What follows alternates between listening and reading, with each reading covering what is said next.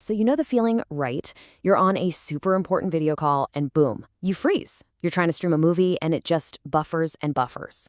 The common fix we all jump to, go buy a more powerful router. But what if I told you that powerful new router is actually making your Wi-Fi worse? Yeah, let's get into it.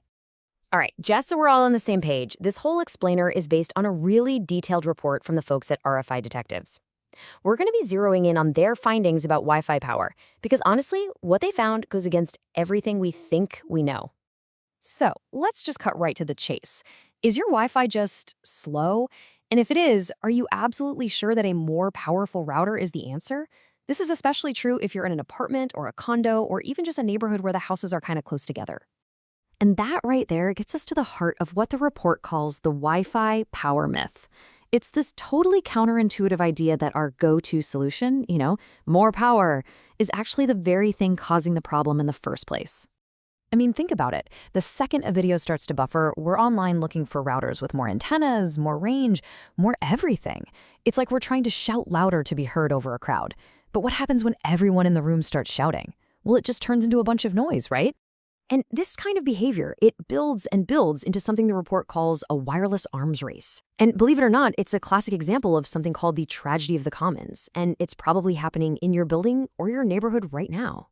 Okay, so what is that? Well, the key thing to understand is that the radio frequencies your Wi-Fi uses, they're not yours. They're a shared public resource, kind of like the air we all breathe. So when you buy that super high-power router to shout over your neighbor, all you're really doing is polluting that shared air with more radio frequency noise. And then, what does your neighbor do? They do the same thing. And pretty soon that shared resource is so clogged up and noisy that it's just awful for everyone. And this slide just lays out that vicious cycle perfectly. Your performance drops, right? So you go out and upgrade your hardware. That pumps more RF energy into the environment, which in turn messes up your neighbor's performance, so they upgrade, and the cycle just repeats, and somehow everyone's connection gets worse, even though you're all buying newer, more expensive gear. It's crazy. So, how do we break out of this mess? Well, this brings us to this really elegant, if kind of unexpected, solution. Less is more. Turns out, the key isn't to shout louder. It's for everyone to just agree to speak a little more quietly. And this comparison just spells it out. Look on the left, that's the arms race. Everybody's got their router cranked to the max. This creates a really high noise floor. Think of it like the constant background chatter in a loud restaurant. It just chokes performance. But now, look at the right. This is the cooperative solution. When everyone agrees to turn their power down, that noise floor drops way down. The airwaves clear up, and believe it or not, performance actually gets better for everyone involved. Okay, so here's the science behind why that works. For great Wi-Fi, it's not just about how strong your signal is. What really matters is how strong it is compared to all the background noise. This is what we call the signal-to-noise ratio, or SNR. So in that max power chaos on the left, yeah, your signal might be strong, but the noise is also super high. It's like trying to have a conversation at a rock concert. But when everyone cooperates and turns the power down, that noise level just plummets. All of a sudden, your signal is crystal clear. You get a really high SNR.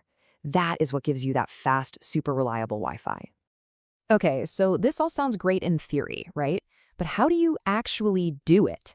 Let's get into a practical power management plan that you can literally start using today. The report itself puts it perfectly. The goal isn't to turn your Wi-Fi off, it's to contain it.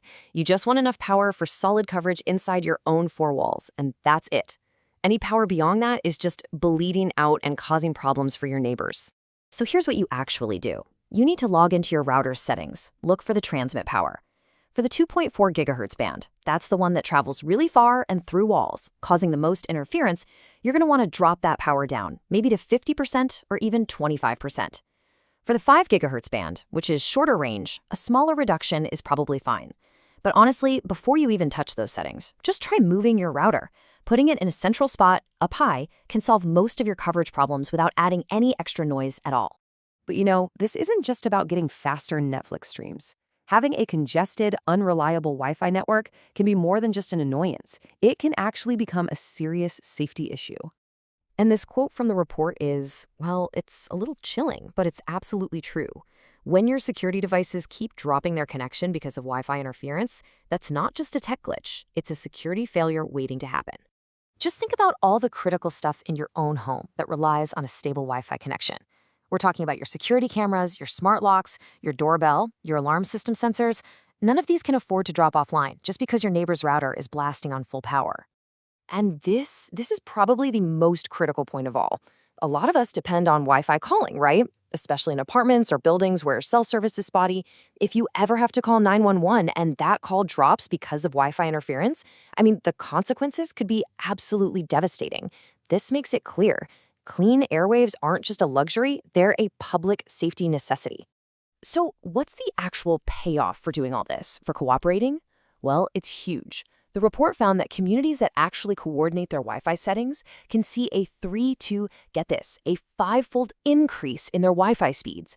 That is a massive, massive performance jump, and it's not from buying a single piece of new hardware. It's just from working together. So, I'll just leave you with this question to chew on. What's the situation where you live? Is it every home for itself, a total wireless arms race? Or could you maybe start a conversation about cooperating?